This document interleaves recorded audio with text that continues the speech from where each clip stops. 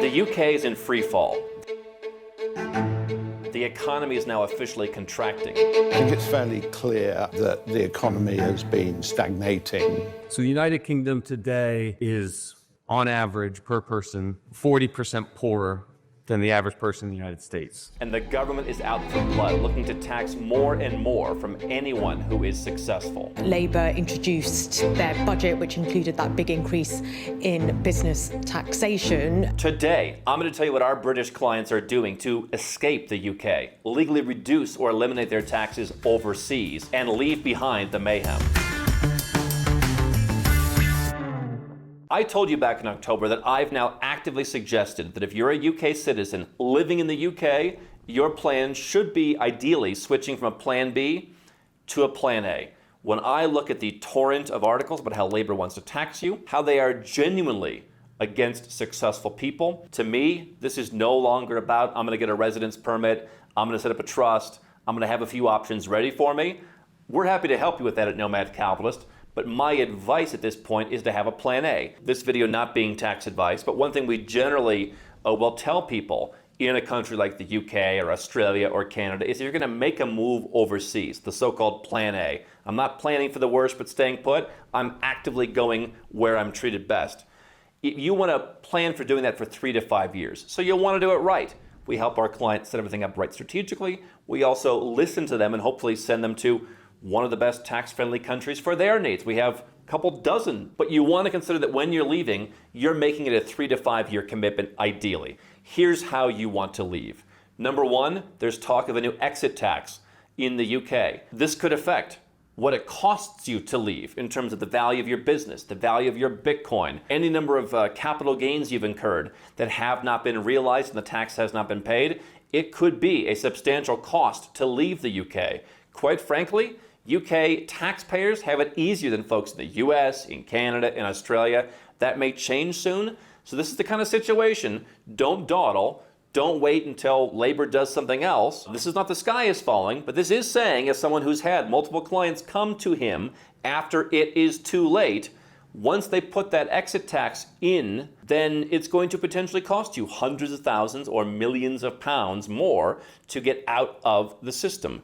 If you run a business, right now, every day you're running that business in the UK, not only are you dealing with what I see in the media, some people talking about how it's an increasingly anti-employer sentiment, increasingly anti-employer laws, there's that. There's also, you're paying tax. They control the corporate tax rates, but they're not zero.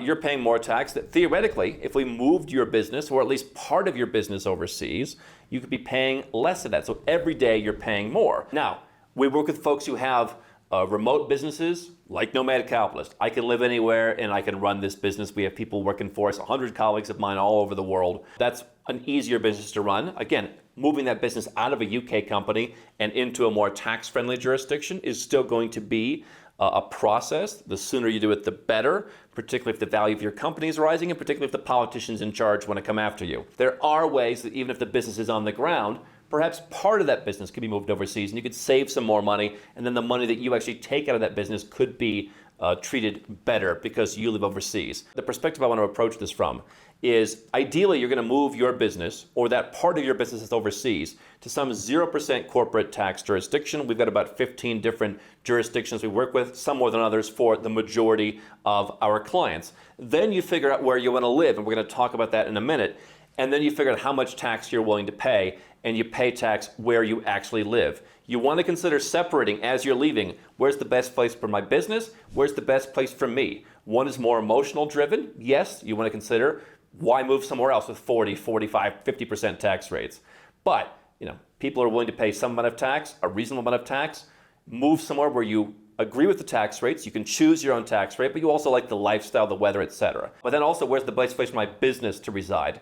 They are often not the same. If you live in a country your entire life, you probably start your business in that country. But if you're going to be intentional and leave that country, you potentially want to separate the two things. And what I'll tell you is when people do that, we had a gentleman who came to us and we were able to offshore part of his business. We actually got him a $1 million tax refund because that he had been improperly structured, having everything in one place. Once we changed that, we actually found there was a legal way to say, well, he overpaid. and you got $1 million refunded. That's probably not going to happen to you, but you could save $1 million or £1 million this year or in the coming years by making this move.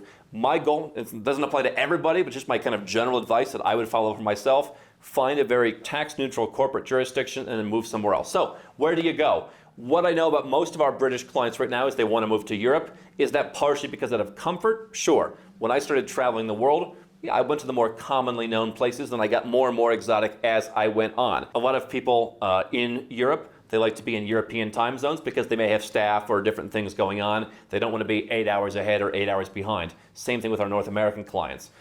We have other clients from the UK who choose to be nomadic. I'm going to come back to that in a moment.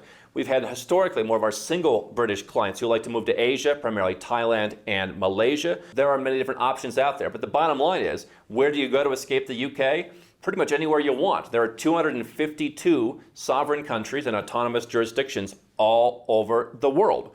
And so English speakers often prefer to go to places that do speak English. Now, most places in Europe, English is not the primary language. Some parts of Europe, of course, speak English as a sort of lingua franca more than others. Within Europe, you've got tax-friendly Ireland, Malta, that are native English speakers. Those are popular places.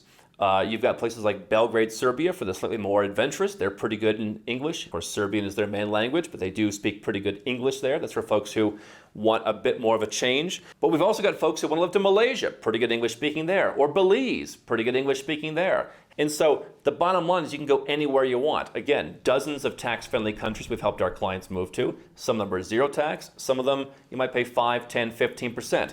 What we've found with British clients more recently is they tend to be interested in tax savings a bit more than in terms of like total freedoms. And so what we had was during the pandemic, people who were fed up with lockdowns, they wanted places like Serbia because those places within Europe were more open. Now what we're seeing is UK clients are a bit more interested in how do I reduce but not necessarily eliminate my tax rate. The good news that we give these clients is you don't have to give up your passport to make this move, okay? Americans, if they want to totally divorce themselves from the IRS, ultimately the only way to do that is to renounce. That is not yet the case with HMRC. There is some small risk, in my opinion, of citizenship-based taxation. I think the UK being out of the EU perhaps lessens that risk. I think if you're a wealthy UK citizen, I would get a second passport either by moving somewhere else or by getting it through a citizenship by investment program. But let's talk about where you can move. If you want to lower tax but not totally get rid of it, you don't need a residence permit to move to Ireland. Now the weather's not going to be that much better. It does not rain as much as people think in Dublin, but you can go there as of right through the common travel area, the CTA. And so you can avail of Ireland's non-dom program where the money remitted to Ireland is taxed. The money left overseas is not taxed. And there's other things you can do to make that even more interesting. So English speaking, developed, next door, easy to get back to the UK when you need it. That's one option for folks in Ireland. Some people might be making millions of pounds a year and they might be paying 5, 6, 7% because they don't need all that money in Ireland to live on. The business sits somewhere else. Ireland didn't build that. The money that you bring in to spend, you pay tax on that. As a UK citizen, you've got access to the Isle of Man, Jersey, even totally tax-free Sark. We made one of our most popular videos ever on the only truly tax-free place in Europe that is Sark, part of Guernsey. You can go there. Not a lot of services there. A lot of people from the UK and Ireland as well like to go to Spain. They have the Beckham law. Not as good. It's not permanent. It's a popular choice, though. The challenge is you could move to Ireland, you could spend 5 years, you already speak their language, you could get citizenship there. And so if you wanted that EU citizenship back, Ireland would do that. In Spain, you can also do that, but there are more restrictions on having dual nationality, particularly if you're not of Latin American heritage. And so we've had situations where someone says, I'm going to have to choose versus Spain and the UK. If you want that option to go back and live in the UK, no longer part of the EU, becoming Spanish opens up the EU, but you are going to have to pay some tax because your tax advantages are going to run out before you can get citizenship. You're going to have to learn the language. And if you ever say to yourself, hey, I spent 10 years in Spain, I got the passport, now I want to go home, that may be more difficult. It is not the most tax-friendly place. There are things we can do for folks there. But quite frankly, here's one if you're a 7 or 8 figure earner. Italy is an option. They had a 100,000 euro lump sum tax. That was recently increased to 200,000 euro lump sum tax for just your earnings. Italy's going to take about as long to naturalize you as Spain. They're more flexible on dual citizenship. they may be shortening the timeline for you to get citizenship in Italy soon. So from a tax perspective, from a citizenship perspective, if you want that top tier passport in the EU, Italy may be a better option than Spain, and potentially a bit more affordable to live in depending on where you go. There are some further flung places like the Canary Islands, for example. They've got a single-digit tax regime. You can go there. What I don't like about places like that necessarily is, again, I'm not going to put all my eggs in one basket. And so what people do when they go to the Canary Islands, they set up their company in the Canary Islands. They become very connected. They start having employees there, for example. There's certain things you need to do. I'm not against contributing to the places that you live in. I like to do that. But what happens if you decide you don't like the Canary Islands anymore? Well, now you've got to migrate your company again, because why would you want to have a Canary Islands structure when you no longer live in the Canary Islands? So I think that, again, better to set up the best place for your company, and that allows you the most flexibility. One thing I like about Italy as an option is that Italy is a pretty flexible regime. You've got other countries that have good tax regimes, whether it's for high earners or for pensioners, like Greece. There's a lot of different European countries that have something to offer. Switzerland, of course, is kind of the historic gold standard, but perhaps the juice is not worth the squeeze there anymore with so many other places that you can move. Monaco is okay, more for people who are, in my opinion, retired, have passive income, not as much for people running businesses. So you've got lots of options all around Europe. Those are the ones that a lot of our British clients ask for. Also, people talk about going to the UAE. Lots of British folks in the UAE. What you want to know is, if you have any kind of serious revenue in your company, whether the company is moved to a free zone in the UAE or whether you run it from somewhere else, most businesses are now going to pay 9%. By 2026, no matter how much money you make, you'll be paying that 9%. Nothing wrong with paying 9%, but you could probably live in Ireland. Some people could live in Italy, and they could pay less. You could live in the Canary Islands. You could pay less. You're not going to get citizenship living in the UAE. So the question is, tax versus lifestyle. How many marbles do you put in each bucket? It's a question I ask everybody. And so, the UAE, as that and other countries in the Gulf start to raise their taxes into the high single digits, you're going to find places that have high headline tax rates in Europe, but lower effective tax rates for non-doms and lump sums. Their tax rates are going to be lower. And if you have royalty income, if you have dividends from various places, you may end up paying less tax in Europe. But there are further flung countries that I would tell you to consider. Again, English-speaking Belize. A lot of folks like to go to the eco-friendly Costa Rica. Obviously, they speak Spanish there, but there's large communities of expats that are there. Uruguay, interesting place for families, not a particularly exciting place. 11-year tax incentive on all your foreign income. You're not moving your company there again, but you can move yourself there. That's the kind of thing that you want to be thinking about if you are a UK citizen, because what happens when they do the next boneheaded thing? What if they want to tax you no matter where you live? You want to have a second passport. So if you go to Uruguay, could you learn a language and get that in 3 years? Now you've got a very neutral passport. It's a non-NATO, Western, allied passport that, as the world becomes more split up into different groups and the global South, gains some heft, I want to be a citizen of a country like Uruguay. And if I can live there tax-free, get that passport, get away from the UK. By the way, people in some of these places are a lot happier, I'll tell you that. You get away from some of the crime and the lack of social cohesion. That's another one to consider. Chile has a couple-year tax incentive if you want a place that's very developed in South America. By the way, some people are worried about what if there's a world war. The UK, the US, Europe, they're going to be in the crosshairs. Chile, Uruguay, not so much. All of these can be very, very tax-friendly countries. You can speak English in a number of them. Some of them you have to speak Spanish. You'll learn Spanish. Other places in the Middle East, moving beyond just Dubai, we filmed Live Like a King Oman. If you are a family, not so much for singles, but if you're a family, less flashy, more privacy, potentially better tax situation than in Dubai if you run an active business. And if you're in Bitcoin, that may not be the case. But if you have a business, Oman could be a better place. Talk about a place where people are kind and there is social cohesion and everyone's getting together and no one's complaining about politics and no one's ripping your watch off your wrist as you walk home from dinner. I mean, there's lots of places you can consider, but what I hope you're seeing is it may not be the places that you see in the newspaper all the time. Right? I mean, Mauritius, a lot of folks from the UK go there on holiday. That could be a relatively tax-friendly place. Potentially a chance to get a passport in a couple of years. They don't always do that. Beautiful villas, beautiful weather. So you have to ask yourself, what do you want? A lot of these places have great weather. That is one thing our British clients bring up. I'm tired of the bad weather. I want good food and I want good weather. So in that regard, Ireland may not be your answer. In Europe, you've got places like Italy. You've got places like Greece. Those could be potentially very interesting. And in some cases, you could get that second passport get your access back to the EU. We have, again, close to 36 tax-friendly countries. If you want to move your business, we have about 14 or 15 different jurisdictions that most of our clients end up moving their companies to. You might need multiple corporate structures. Where are you going to bank? If you're going to move to Uruguay or Chile, I think those banks are pretty good, but they're probably not the most versatile banks for you. So, are you going to keep some money in the UK? That's probably more difficult to do. Do you want to have an account in Singapore? Would you rather be, have your money closer to home in a place like Switzerland? You're going to pay a bit more for that privilege. I mean, there's lots of considerations in making this move of escaping.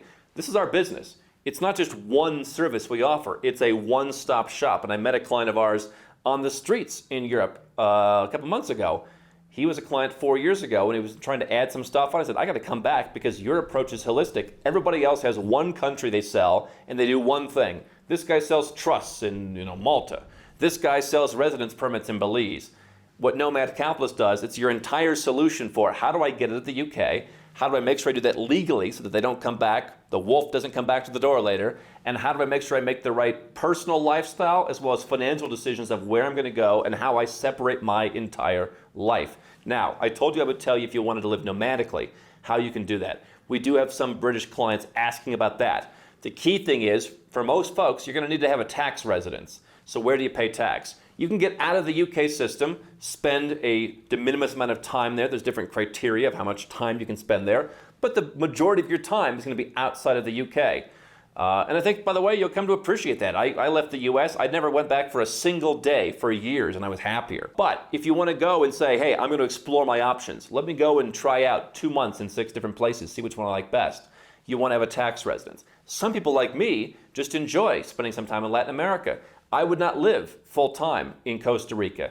Could I do 3 months there? Sure. I'm here right now as I'm filming this in Colombia. I would not live here full-time, but I enjoy coming for part of the year. I enjoy being in Malaysia for part of the year. I enjoy being in Europe for part of the year. And if you want to go home to the UK, then we can figure out with you, with our network of tax experts, how much time you're allowed to spend there to where you don't bring the wolf back to the door. You want to do it legally. But if you're cutting up your time, where do you pay tax? Well, you may need to set up some tax residence in a paper tax residence. It could be you spend 1 day or 14 days or 30 days or 60 days in a place that you might enjoy for that amount of time. Cyprus is an option. There's islands in the Caribbean you can do it. Georgia is an option in Eastern Europe. And that's where you pay tax. And then you spend generally less than 6 months in all the other countries that you go to, and you can live nomadically. And again, if that's a temporary thing to figure out which place you like the best, maybe you're me and you just can't decide because there's great things about each part of the world. But you want to be in compliance with what the UK, with the HMRC requires you to do to leave the country for your taxes. Do me a favor, please. Do not leave the country and then not do the right stuff with the tax man, and then you end up paying. Do not leave the country and be confused and say, I'm going to leave my company in the UK as a limited company, and then just assume because I don't live here, they won't tax me. No, they will. There's a lot of misconceptions out there, especially when you talk to domestic tax experts. They just do domestic tax. And so if you're going to leave the UK, your taxes can be 0, they can be 5, they can be 10%, but you want to match it up with a lifestyle. And those are the things that you want to think about.